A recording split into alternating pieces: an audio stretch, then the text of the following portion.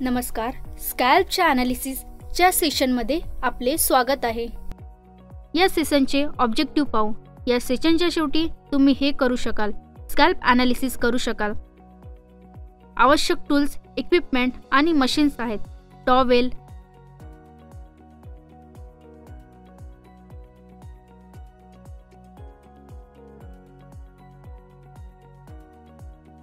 Tissue पेपरचा एक pack, plastic spatula हे हेअर पॅक्स मिक्स करून स्कॅल्पला लावण्यासाठी वापरले जाते। हाय फ्रिक्वेन्सी मशीन हे मशीन हेअर लॉस आणि डॅन्ड्रफ टॅकल करण्यासाठी थेरपीमध्ये वापरले जाते आणि UV आणि हाय फ्रिक्वेन्सी रेजच्या मदतीने हेअर फॉलिकल्सला उत्तेजित करून कार्य करते। Handheld microscope, hydraulic salon chair, cotton गरजेनुसार, हेअर ऑइल गरजेनुसार, डिस्पोजेबल टॉवल किंवा टिश्यू गरजेनुसार, अँटीसेप्टिक लोशन गरजेनुसार, क्लिप और हेअर बँड्स गरजेनुसार। स्कॅल्प ॲनालिसिस हे क्लायंटच्या स्कॅल्पचे आरोग्य आणि स्थिती समजून घेण्यासाठी एक महत्त्वाची स्टेप आहे। हे हेअर आणि स्कॅल्पवर परिणाम करू शकणाऱ्या कोणत्याही अंतर्गत समस्या किंवा काळजी ओळखण्यास मदत करते।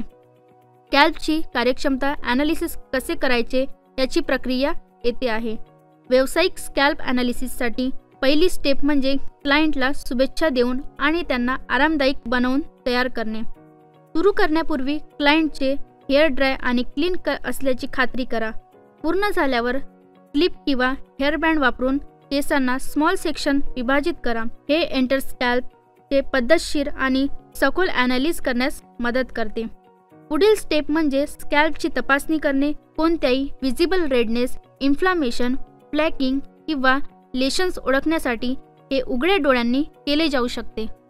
स्कॅल्पला हळूवारपणे टच करण्यासाठी आणि फील करण्यासाठी आपल्या फिंगर टिप्सचा वापर करा। टेक्स्चर, मॉइश्चर लेवल आणि तुम्हाला एन्काउंटर होणाऱ्या कोणत्याही अनियमितकडे लक्ष द्यावे लागेल। स्कॅल्पची इलास्टिसिटी आणि ऑइलीनेस यासह संपूर्ण स्थितीने आकलन करून घ्याल। पुढील तपासणीसाठी हातातील मायक्रोस्कोप प्रमाणे मॅग्निफाइंग टूल्स वापरले जाऊ शकतात।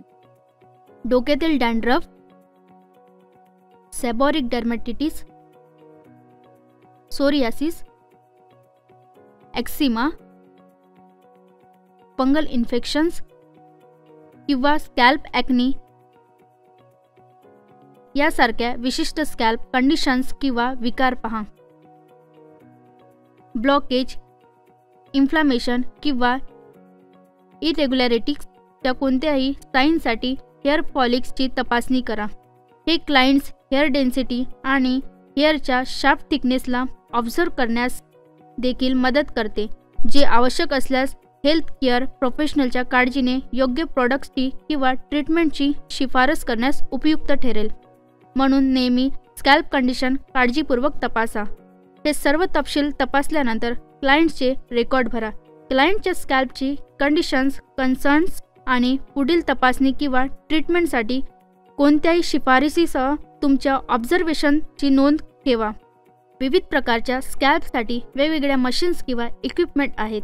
तुमच्या क्लायंटसाठी स्कॅल्प ॲनालिसिस करण्यासाठी तुम्हाला खालील उपकरणाची आवश्यकता असू शकते। मॅग्निफाइंग करणारा लॅम्प किंवा मॅग्निफाइंग गॉगल वर्धित दृश्यमानता आणि मोठेपणा प्रदान करतात, ज्यामुळे तुम्हाला कोणतेही इरेग्युलॅरिटीज, कंडिशन्स किंवा चिंतासाठी स्कॅल्पचे बारकाईने परीक्षण करता येते।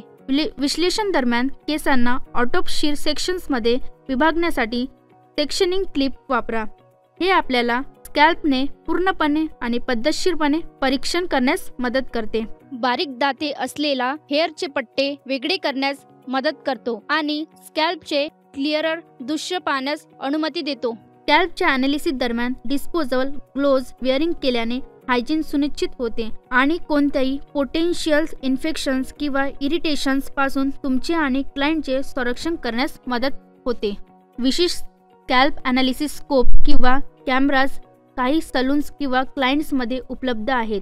ही उपकरणे स्कॅल्पच्या प्रतिमा कॅप्चर करतात, त्यांना मोठे करतात आणि ॲनालिसिससाठी तपशीलवार दृश्य प्रदान करतात। क्लायंट्सच्या खांद्याभोवती स्वच्छ पांढरा टॉवेल किंवा केप ठेवा, जेणेकरून त्यांच्या कपड्याचे ॲनालिसिस करताना कोणत्याही प्रॉडक्टच्या अवशेषांपासून किंवा ढिगाऱ्यांपासून संरक्षण होईल. ऑइली स्कॅल्पसाठी हाय फ्रिक्वेन्सी मशीन वापरणे आणि ड्राय स्कॅल्पसाठी इन्फ्रारेड लॅम्प वापरलेले प्रभावी आहे. हाय फ्रिक्वेन्सी मशीनद्वारा इन डेप्थ ॲनालिसिस केले जाऊ शकते, जेणेकरून क्लायंटच्या स्कॅल्प आणि हेअरला अधिक विशिष्ट ट्रीटमेंट दिले जाऊ शकते. या उपकरणाचा वापर स्कॅल्पच्या स्किनला माइल्ड इलेक्ट्रिकल करंटच्या मदतीने उत्तेजित करण्यासाठी केला जातो. देखील नवीन हेअरच्या ग्रोथला प्रोत्साहन देण्यासाठी केसांच्या कुपांना सक्रियपणे प्रोमोट करते. एक्सफोलिएज डेड स्किन सेल्स काढून टाकते. स्कॅल्पमध्ये नॅचरल ऑइल संतुलनास प्रोत्साहन देते. हेअर रूट्स क्लीन्सेस करते आणि स्टँड सहज आणि त्वरित वाढू देतात.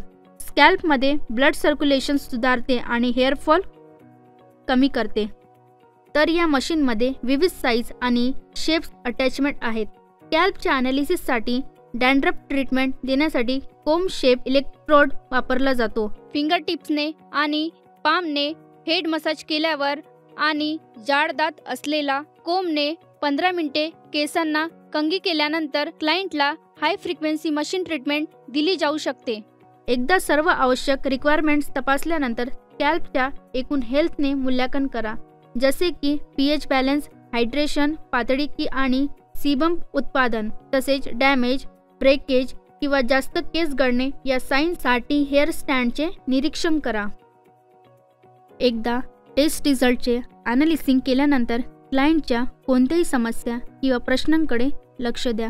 ॲनालिसिसवर आधारित ट्रीटमेंटसाठी किंवा केसांची काळजी घेणाऱ्या प्रॉडक्टसाठी शिफारस घ्या. क्लायंटचा डेटा खूप महत्त्वाचा आहे, म्हणून भविष्यातील संदर्भ आणि ट्रॅकिंगसाठी ॲनालिसिसचे रेकॉर्ड ठेवा.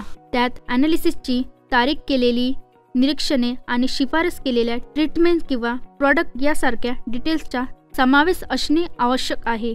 तसेच क्लायंट्सला योग्य क्लिन्झिंग, कंडिशनिंग आणि स्टायलिंग टेक्निक्सबद्दलच्या टिप्ससह शिक्षित करा. स्कॅल्पच्या हेल्थवर परिणाम करणाऱ्या लाईफस्टाईलच्या घटकांवर सल्ला द्या, जसे की डाईट, स्ट्रेस आणि हायजीन पद्धती, आणि क्लायंटला फॉलोअप शेड्यूल दिले जाऊ शकते. चर्चा केलेल्या मुख्य मुद्द्याचा रिकॅप घेऊया. फिंगरच्या टूल्सने किंवा नेकेड आईजनी कोणत्याही विकारांसाठी स्कॅल्पची तपासणी करा. इन डेप्थ ॲनालिसिससाठी क्लायंट्सच्या स्कॅल्प आणि हेअरला विशिष्ट ट्रीटमेंटसाठी हाय फ्रिक्वेन्सी मशीन वापरली जाते. ऑइली स्कॅल्पसाठी हाय फ्रिक्वेन्सी मशीन आणि ड्राय स्कॅल्पसाठी इन्फ्रारेड लॅम्प वापरली प्रभावी आहे. संदर्भ आणि ट्रॅकिंगसाठी ॲनालिसिसची नोंद ठेवा. हे आपल्याला सेशनच्या शेवटी घेऊन येते. आशा आहे की तुम्हाला स्कॅल्पच्या ॲनालिसिसबद्दल चांगली माहिती मिळाली असेल. चला तर मग भेटूया पुढील सेशनमध्ये.